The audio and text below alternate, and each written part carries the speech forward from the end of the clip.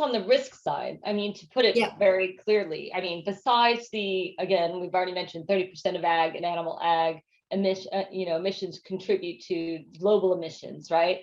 But, we're inefficiently producing food today, right? And then it's contributing to things that really on the ground we're beginning to understand, like food deserts, food insecurity, inevitable things that investors are really starting to focus on, which again, sort of normal consumers are also beginning to understand, which is global biodiversity loss, global extinction, water risks, climate risks, etc.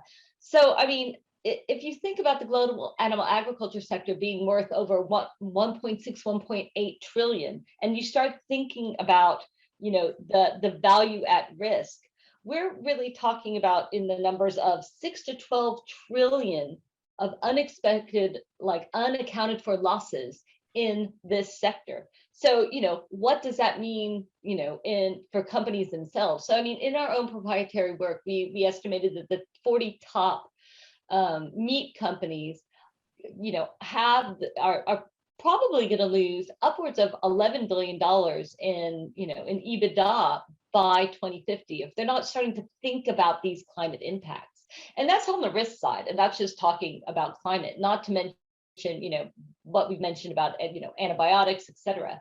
But when you think about the opportunity side, right, there's a huge growth in alternative proteins to meat, and which is what FAIRR essentially talks about.